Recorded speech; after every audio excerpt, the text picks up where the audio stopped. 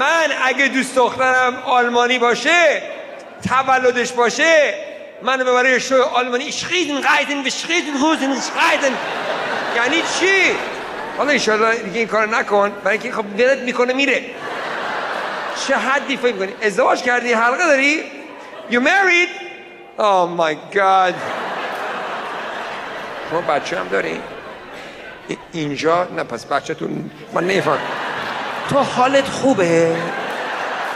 تولدته؟ آها الان حامله ای؟ آها همین الان بچه اینجاست. خیلی به تبریک میگم، به افتخارشی دست بزنید. نصفیش آلمانیه نصفیش ایرونیه. این بچه بالانس به دنیا میاد. آلمانیا خیلی به قانون احترام میزنن، ایرونیا میرینن تو قانون